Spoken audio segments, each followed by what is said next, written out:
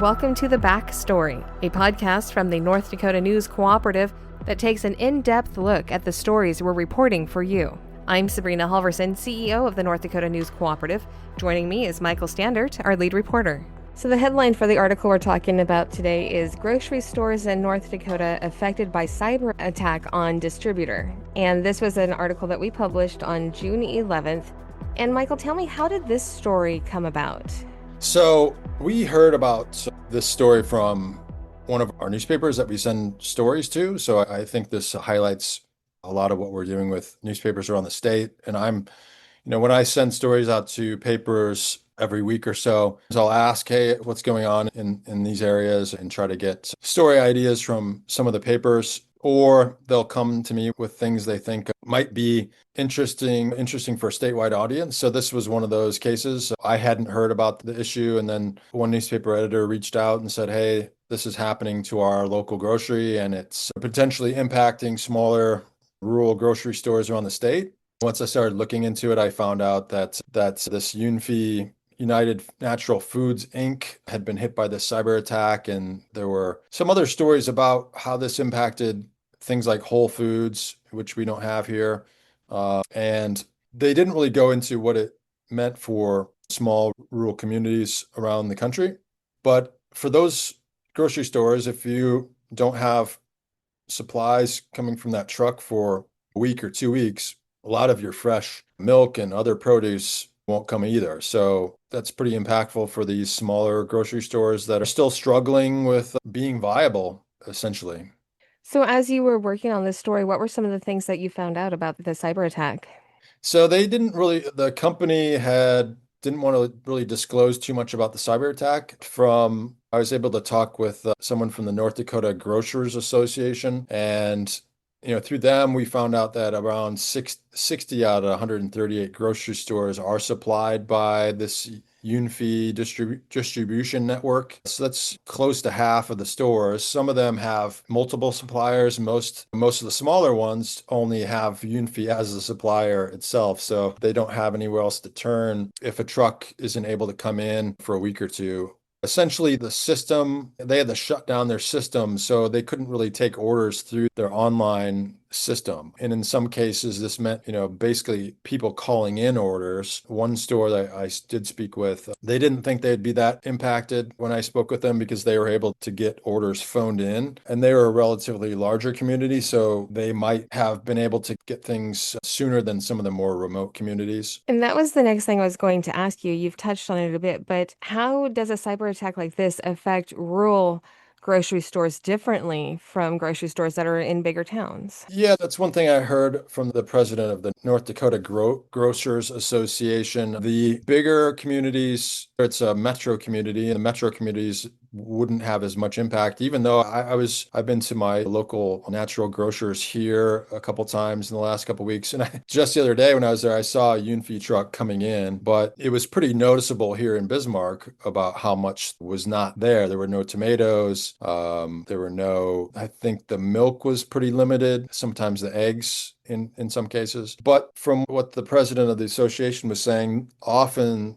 the bigger towns and metro communities will get things first just because they have bigger supply that they need to get. So it can be harder for some of these smaller communities to get a truck faster than some of the bigger communities. Continuing to look at that chain and how that works, it's harder or when it's harder for rural grocery stores to fill their shelves. That means it's harder for people living in those rural communities to get food. And so there is absolutely kind of a trickle down effect here.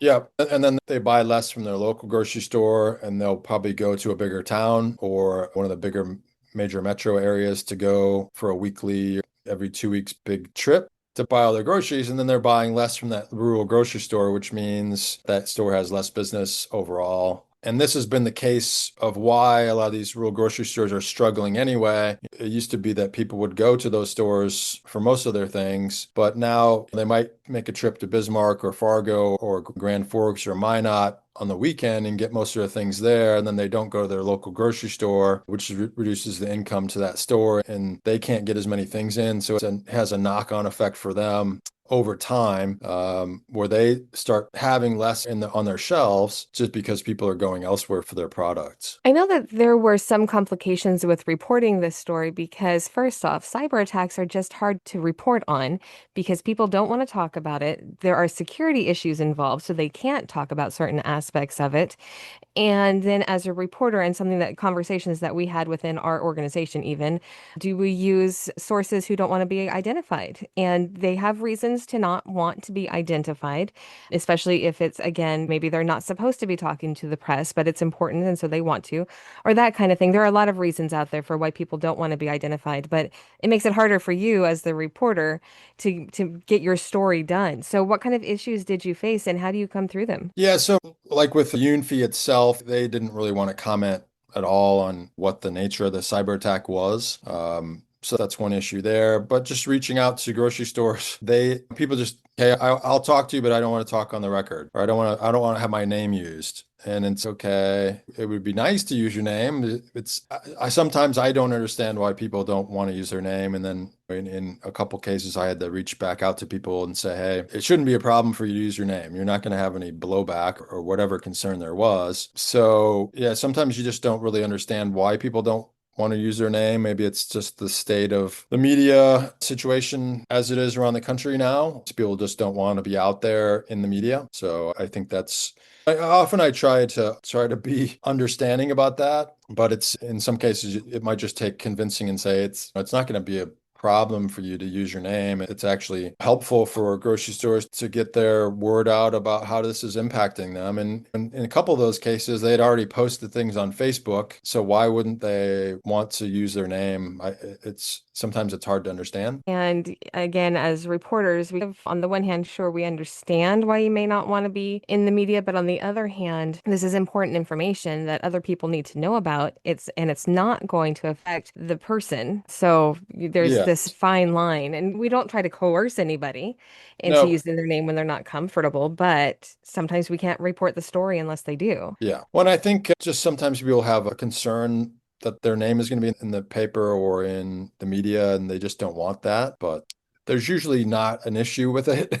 There's not a safety concern or. No, I don't think and I don't think anybody usually has problems with speaking out. It's usually an unfounded concern. Again, in another really interesting story, and this one to me really brought out how what we see as these kind of big national issues that don't necessarily touch us, sometimes they do, and they can really touch our most vulnerable communities, again, being those rural communities where they have access to one grocery store sometimes. And yeah, a lot of people may go to the bigger cities for their grocery shopping, but there are also a lot of people in those communities who can't.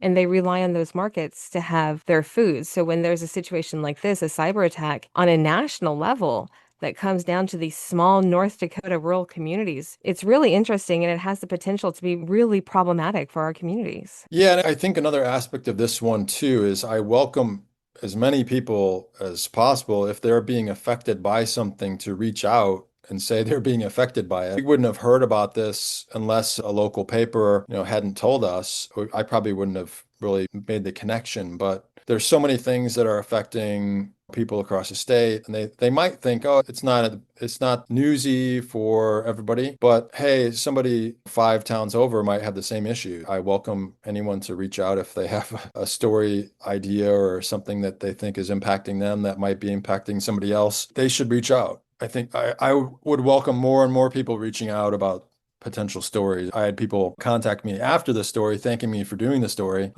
because they thought it was important that the story get out there, and I wouldn't have known about it unless somebody did reach out. Right. And again, that story headline is Grocery Stores in North Dakota Affected by Cyber Attack on Distributor. And for our listeners who may have something in mind, it's easy enough. You can just shoot a general email to info@newscoopnd.org. And that Michael and I both will see that email, and we would be happy to follow up on any tips that we get through there. You can read that story on our website at newscoopnd.org or in one of our local newspaper partners. For the North Dakota News Cooperative, I'm Sabrina Halvorson. This has been The Backstory.